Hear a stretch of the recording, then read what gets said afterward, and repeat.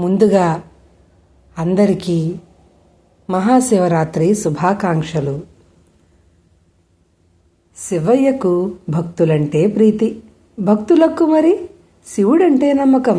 అందుకే భక్తులు మహాదేవుడిని రోజూ స్తుతిస్తూ నిత్య శివరాత్రి జరుపుకుంటూ ఉంటారు. ఆద్యంతరహితుడిని ఎన్నిసార్లు స్తుతించినా తనివి తీరదంటూ పక్షానికి, మాసానికి, సంవత్సరానికి ఒక్కో శివరాత్రి పేరుతో శివుడిని ఆరాధిస్తూనే ఉంటారు. వాటన్నిటిలో విశిష్టమైనది మాఘ బహుళ చతుర్దశి నాటి ఈ మహాశివరాత్రి 2025 సంవత్సరంలో ఫిబ్రవరి 26వ తేదీన వచ్చింది. మరి ఈ రోజున ఏం చేయాలి? శివారాధన ఎలా చేయాలి? మహాశివరాత్రి పరమశివునికి ఎంతో ప్రీతికరమైన రోజుగా మన ధర్మశాస్త్రాలు చెబుతున్నాయి కదా. రోజు ప్రతి ఒక్కరూ ఉపవాసం, జాగరణ ఉండటం, రోజంతా శివనామస్మరణతో గడపటం, ప్రదోష వేళ యందు శివుని అభిషేకించడంతో పాటు విశేషించి శివుడికి బిల్వార్చన, రుద్రాభిషేకం వంటివి చేయటం శ్రేయస్కరం. ఉపవాసం అంటే అలాగే ఆవాసం అంటే శివనామస్మరణతో శివుడికి దగ్గరగా ఉండటం అన్నమాట. ఆవాసం అంటే ఉండటం అక్కడ. ఈ పర్వదినాన ఎలాంటి ఆహారం తీసుకోకుండా శివుడిని పూజించడం, అభిషేకించడం వంటివి చేయాలి. ప్రస్తుత రోజుల్లో ఆరోగ్య పరిస్థితుల రీత్యా పూర్తి ఆహార నియమాలు పాటించలేని వాళ్ళు ద్రవ పదార్థాలతో, శంకరుడిని అభిషేకించిన ప్రసాదాలతో ఉపవాస నియమాలను భక్తి శ్రద్ధలతో పాటిస్తే పుణ్యఫలం దక్కుతుంది. శివరాత్రి రోజున జాగరణ ఉండటం వల్ల, రాత్రిపూట చేసే శివార్చన, శివాభిషేకం వల్ల శరీరంలో తేజస్సు వస్తుంది. అలాగే భగవంతుడి మీద సాధకులకు, మోక్ష మార్గంలో ప్రయత్నించే వారికి ఇది విశేష సమయం.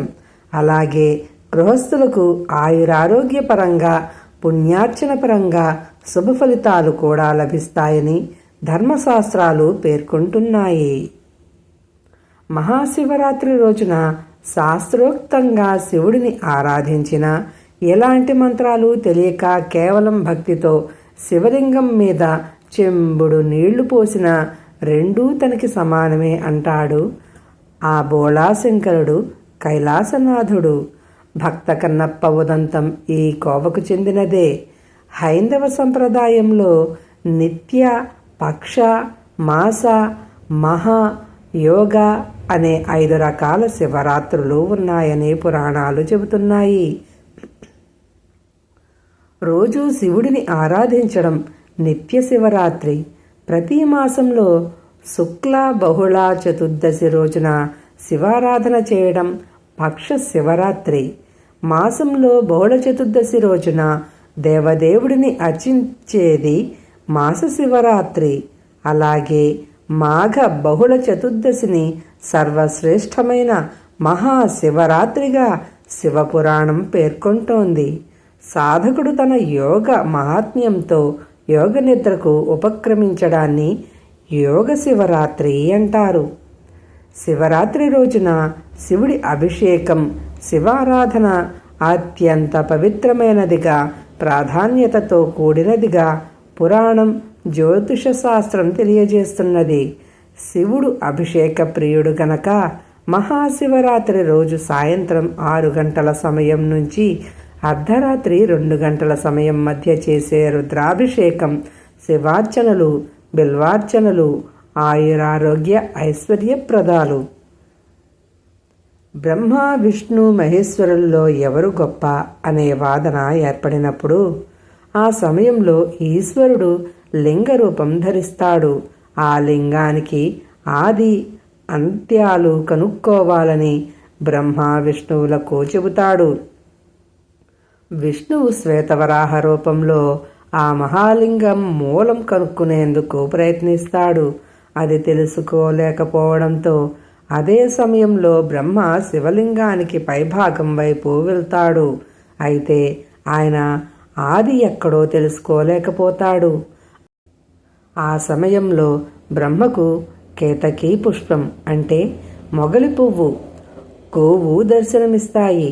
మొగలి పువ్వు, గోవికి తాను శివుడికి ఆది కనుగొన్నానని, దానికి సాక్ష్యం చెప్పాలని వాటికి చెప్పి వారితో శివుడి వద్ద సాక్ష్యం చెప్పిస్తాడు. శివుడు మహావిష్ణువు బ్రహ్మ చెప్పిన విషయాన్ని గ్రహించి బ్రహ్మను మొగలు పువ్వుని గోమాతను శపిస్తాడు. బ్రహ్మదేవుడికి భూలోకంలో గుడి గాని పూజలు గాని ఉండమని శపిస్తాడు. అలాగే మొగలు పువ్వుకి పూజార్హత ఉండదని, గోవు ముఖంతో అబద్ధం చెప్పి తోకతో నిజం చెప్పడం వల్ల గోముఖం చూడటం పాపంగా, గోపృష్ఠ భాగాన్ని చూస్తే పాప పరిహారంగా శపిస్తాడు. అలాగే శ్రీ మహావిష్ణువు సత్యం పలకడం వల్ల ఆయనకు విశ్వవ్యాపకత్వం అనుగ్రహిస్తాడు. బ్రహ్మ ద్వారా సృష్టించిన ప్రాణకోటిని రక్షించే భారం, మోక్షమును ఇచ్చే అధికారం మహావిష్ణువుకు ఇవ్వటం, ఇవన్నీ లింగోద్భవ సమయంలో జరిగాయని కూర్మ, వాయు, శివ పురాణాల్లో ఈ కథనం వినపడుతూ ఉంటుంది. బ్రహ్మ కూడా శివుడికి లింగ రూపంలోనే ఉంటావని శపించడం, ఈశ్వరుడికి మహాశివరాత్రి రోజు శివలింగ అభిషేకానికి చేసే ప్రాధాన్యతను ఈ కథ తెలియజేస్తోంది. సనాతన ధర్మంలో బ్రహ్మ, విష్ణు, మహేశ్వరులందరికీ ఒకే రూపమైనప్పటికీ శివరూపమే సనాతనం అని, ఇదే సకల రూపాలకు మూలమని, శ్రీహరి శివుని వామభాగం నుంచి, బ్రహ్మ దక్షిణ భాగం నుంచి ప్రకటితమైనట్టు శాస్త్రాలు చెబుతున్నాయి. స అంటే శివుడు, వా అంటే శక్తి అని శివపదమణిమాల చెబుతోంది.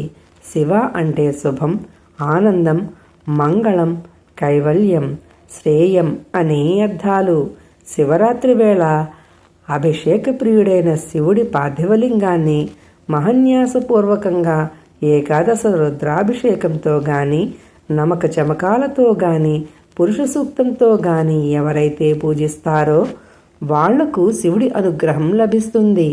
శివరాత్రి రోజు ఏ వ్యక్తి అయినా వారింట్లో ఉన్న శివలింగానికి లేదా బొటనవేలికి మించని ఓ శివలింగానికి శివనామస్మరణ చేస్తూ పంచామృతములతో, బిల్వపత్రాలతో ఎవరైతే అభిషేకిస్తారో, పూజిస్తారో వారి పాపాలు నశించి పుణ్యం ప్రాప్తించి శివానుగ్రహం కలుగుతుందని పురాణాలు పేర్కొంటున్నాయి.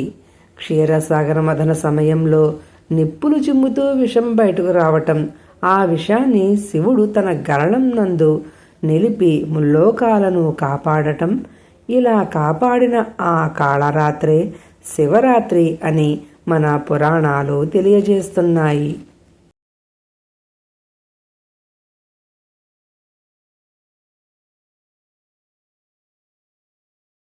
దీనితో పాటుగా మనం ఒక పుణ్యక్షేత్రం గురించి తెలుసుకుందాం. దక్షిణ కాశీగా కోనమల్లేశ్వర క్షేత్రం. లింగాల మండలం పార్నపల్లి సమీపంలోని కోనలో కొలిచిన భక్తులకు కొంగు బంగారంగా పూజలు అందుకుంటున్నాడు పరమేశ్వరుడు. దక్షిణ కాశీగా పేరొందిన ఈ క్షేత్రంలో కార్తీక మాసంలో బ్రహ్మోత్సవాలు నిర్వహిస్తారు. మాఘమాసంలో 4 సోమవారాలు నిర్వహించే ప్రత్యేక పూజలకు వేల సంఖ్యలో భక్తులు తరలివస్తారు. ఇక్కడ చాముండేశ్వరీదేవి, పార్వతీదేవి, హనుమంతుడు, దత్తాత్రేయ ఉపాలయాలు ఉన్నాయి. సాధారణంగా తూర్పునకు అభిముఖంగా శైవక్షేత్రాలు ఉంటాయి. కానీ ఇక్కడ పశ్చిమ దిశకు అభిముఖంగా ఈశ్వరుడు వెలిశాడు. స్థల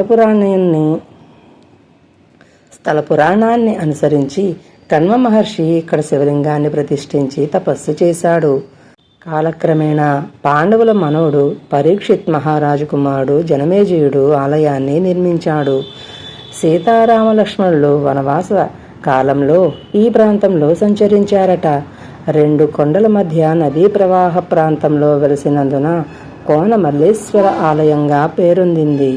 ఈ క్రమంలో 5 మునీశ్వరులు తూర్పు నుంచి పడమర వైపు ప్రవహించే నదీ తీరంలో తపస్సు చేయాలని భావించి కాలినడకన తిరుమల నుంచి బయలుదేరారు.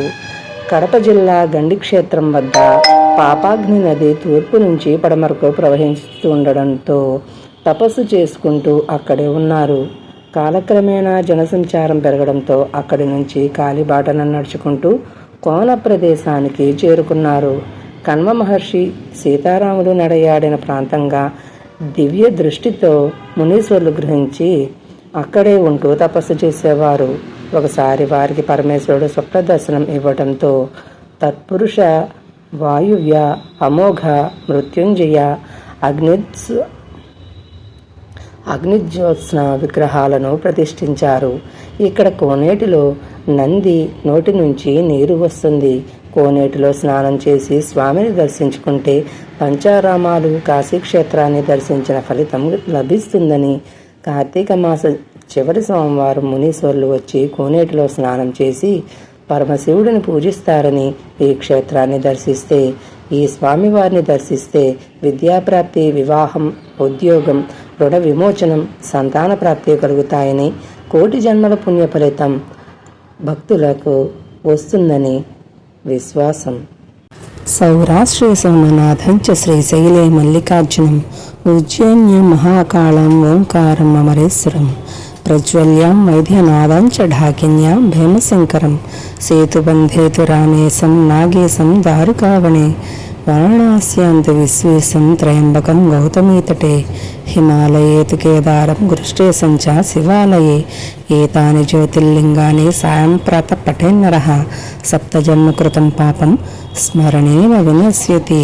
హర హర మహాదేవ శంభో శంకర నమః పార్వతీపతయే హర హర మహాదేవ.